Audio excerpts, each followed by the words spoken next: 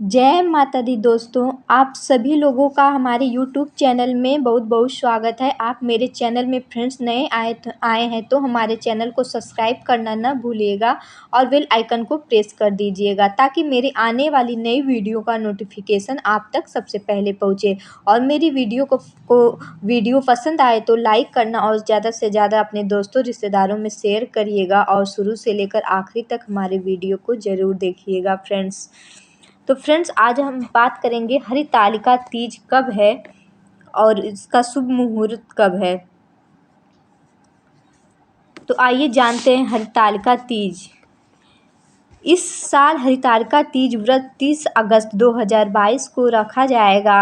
हिंदू पंचांग के अनुसार भाद्रपद माह शुक्ल पक्ष की तिथि को हरितालिका तीज का त्यौहार मनाया जाता है। इस दिन माँ गौरा और भगवान शिव जी की विधिपूर्वक पूजा की जाती है। ये व्रत सुहागिन महिलाओं के द्वारा सुख सौभाग्य की कामना के लिए रखा जाता है। वहीं कुंवारी लड़कियां भी अच्छे वर की कामना के साथ इस व्रत को रखती हैं। ये निर्जला व्रत होता है।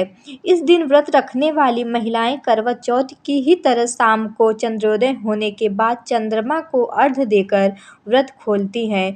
धार्मिक मान्यता है कि इस व्रत को करने से वैवाहिक जीवन सुखमय रहता है और पति पत्नी के बीच आपसी प्रेम बढ़ता रहता है। ऐसे में चलिए जानते हैं हरितालिका तीज की शुभ मुहूर्त और पूजा विधि के बारे में। हरितालिका तीज 2022 तिथि कैलेंडर के अनुसार भाद्रपद माह के शुक्ल पक्ष की तृतीया तिथि 29 अगस्त दिन सोमवार को दोपहर 3:20 से शुरू होकर अगले दिन 30 अगस्त दिन मंगलवार को दोपहर 3:33 तक रहेगी। वहीं उदया तिथि के आधार पर हरितालिका तीज का व्रत 30 अगस्त को रखा जाएगा। पूजन सामग्री।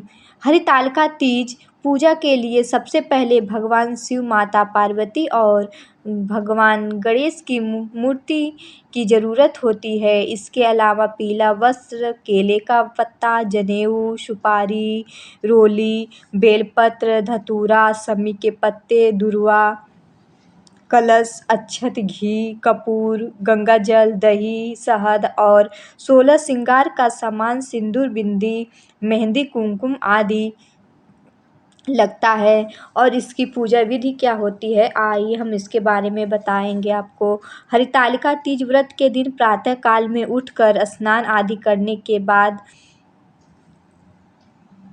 स्वच्छ कपड़े पहने, फिर बाद में शुभ मुहूर्त के समय हाथ में जल लेकर व्रत का संकल्प करने के बाद पूजा आरंभ करें। इस दिन माता पार्वती और शिव जी के साथ उनके पुत्र गणेश की पूजा भी की जाती है। माता पार्वती, शिव जी और गणेश जी की मिट्टी की प्रतिमाएं बनाएं। इसके बाद एक चौकी पर स्थापित करें। माता पार्वती को अक्षत, चुनरी, फूल, फल, धूप, दीप आदि अर्पित करें। वहीं शिव जी को सफ़ेद चंदन, बिल्वपत्र, भांग, धतूरा आदि अर्पित करें। भगवान शिव को सफ़ेद फूल अर्पित करने चाहिए। भगवान शिव की पूजा करते समय ओम नमः शिवाय मंत्र का जाप करें। उसके बाद शिव, पार्वती, गणेश जी को भोग लगाएं। माँ पार्वती का पूजन करते समय ओम उमाय नमः मंत्र का जाप करें और अच्छे वर की कामना करें। व्रत पूजा विधि। हरितालिका पूजन के लिए भगवान शिव, माता पार्वती और भगवान गणेश की बालू, रेत व काली मिट्टी की प्रतिमा हाथों से बनाएं। पूजा स्थल को फूल से सजाकर एक चौकी रखें और उस पर केले के पत्ते रखकर भगवान शंकर, माता पार्वती और भगवान गणेश की प्रतिमा स्थापित करें। इसके बाद देवताओं का वाहन कर भगवान शिव, माता पार्वती और भगवान गणेश का षोडशोपचार पूजन करें। सुहाग की सारी वस्तु रखकर माता पार्वती को चढ़ाना चाहिए। इस व्रत की मुख्य परंपरा है, इसमें शिव जी को धोती और अंगोछा चढ़ाया जाता है, बाद में इसे दान देना चाहिए। इस प्रकार पूजन के बाद कथा सुनें और रात्रि जागरण करें। आरती के बाद सुबह माता पार्वती को सिंदूर चढ़ाएं व ऋतुफल, मिष्ठान आदि का भोग लगाकर व्रत खोलें। सुहाग की सामग्री। सुहाग की पिटारी का विशेष महत्व है। इसमें कुमकुम, मेहंदी, बिंदी, सिंदूर, बिछिया, काजल इन वस्तुओं को माता पार्वती को अर्पित करें। हरितालिका तीज व्रत कथा। एक बार भगवान शिव ने पार्वती जी को उनके पूर्व जन्म का स्मरण कराने के उद्देश्य से इस व्रत के महात्म्य की कथा कही थी।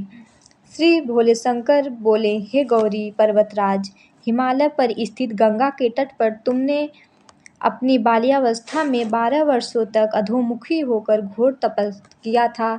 इतनी अवधि तुमने अन्न न खाकर पेड़ों के सूखे पत्ते चबाकर व्यतीत किए। माघ की विकास शीतलता में तुमने निरंतर जल में प्रवेश करके तप किया। वैशाख की जला देने वाली गर्मी में तुमने पंचाग्नि से शरीर को तपाया।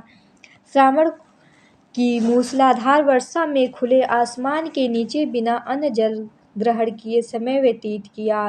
तुम्हारे पिता तुम्हारी कष्ट साध तपस्या को देखकर बड़े दुखी होते थे। उन्हें बड़ा क्लेश होता था। तब एक दिन तुम्हारी तपस्या तथा पिता के क्लेश को देखकर नारद जी तुम्हारे घर पधारे। तुम्हारे पिता ने हृदय से अतिथि सत्कार करके उनके आने का कारण पूछा। नारद जी ने कहा, गिरिराज, मैं भगवान विष्णु के भेजने पर यहाँ उपस्थित हुआ हूँ। आपकी कन्या ने बड़ा घोर तप किया है। इतने में इससे प्रसन्न होकर वे आपकी सुपुत्री से विवाह करना चाहते हैं। इस संदर्भ में आपकी राय जानना चाहता हूँ। नारद जी की बात सुनकर गिरिराज गदगद हो उठे। उनके तो जैसे सारे क्लेश ही दूर हो गए। प्रसन्नचित होकर वे बोले, श्रीमान, यदि स्वयं विष्णु मेरी कन्या का वरण करना चाहते हैं तो भला मुझे क्या आपत्ति हो सकती है। वे तो साक्षात ब्रह्म हैं। महर्षि, यह तो हर पिता की इच्छा होती है कि उसकी पुत्री सुख संपदा से यदि पति के घर की लक्ष्मी बने, तो पिता की सार्थकता इसमें है कि पति के घर जाकर उसकी पुत्री पिता के घर से अधिक सुखी रहे। तुम्हारे पिता की स्वीकृति पाकर नारद जी विष्णु के पास गए और उनसे तुम्हारे विवाह के निश्चित होने का समाचार सुनाया। मगर इस विवाह संबंध की बात जब तुम्हारे कान में पड़ी तो तुम्हारे दुख का ठिकाना न रहा। तुम्हारी एक सखी ने तुम्हारी इस मानसिक दशा को समझ लिया और उसने तुमसे उस उत्सुकता का कारण जानना चाहा। तब तुमने बताया, मैंने सच्चे हृदय से भगवान शिव शंकर का वरण किया है, किंतु मेरे पिता ने मेरा विवाह विष्णु जी से निश्चित कर दिया है। मैं विचित्र धर्म संकट में हूँ, अब क्या करूँ। प्राण छोड़ देने के अतिरिक्त अब कोई भी शेष नहीं बचा है।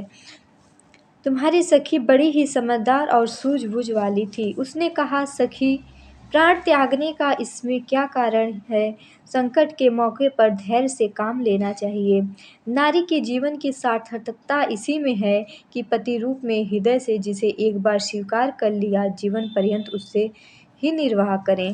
सच्ची आस्था और एक निष्ठा का समक्ष तो ईश्वर को भी समर्पण करना पड़ता है। मैं तुम्हें घनघोर जंगल में ले चलती हूँ, जो साधना स्थली भी हो और जहाँ तुम्हारे पिता तुम्हें खोज भी न पाए। वहाँ तुम साधना में लीन हो जाना। तो मुझे विश्वास है कि ईश्वर अवश्य ही तुम्हारी सहायता करेंगे। तुमने ऐसा ही किया। तुम्हारे पिता तुम्हें घर पर न पाकर बड़े दुखी तथा चिंतित हुए। वे सोचने लगे कि तुम जाने कहाँ चली गई। मैं विष्णु जी से उसका विवाह करने का प्रण कर चुका हूँ। यदि भगवान विष्णु बारात लेकर आ गए और कन्या घर पर न हुई तो बड़ा अपमान होगा।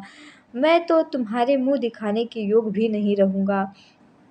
यही सब सोचकर गिरिराज ने जोर जोर से तुम्हारी खोज शुरू करवा दी। इधर तुम्हारी खोज हो ही रही थी कि उतनी में अपनी सखी के साथ नदी के तट पर एक गुफा इधर तुम्हारी खोज होती रही और तुम अपनी सखी के साथ नदी के तट पर एक गुफा में मेरी आराधना में लीन थी।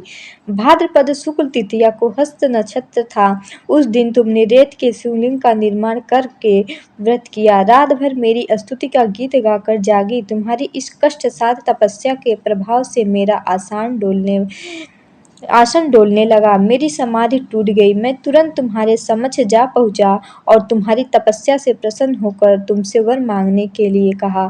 तब अपनी तपस्या के फलस्वरूप मुझे अपने समक्ष पाकर तुमने कहा, मैं हृदय से आपको पति के रूप में वरण कर चुकी हूँ। यदि आप सचमुच मेरी तपस्या से प्रसन्न होकर आप यहाँ पधारे हैं, तो मुझे अपनी अर्धांगिनी के रूप में स्वीकार कर लीजिए। तब मैं तथास्तु कहकर कैलाश पर्वत पर लौट आया। प्रातः होते ही तुमने पूजा की समस्त सामग्री को नदी में प्रवाहित करके अपनी सहेली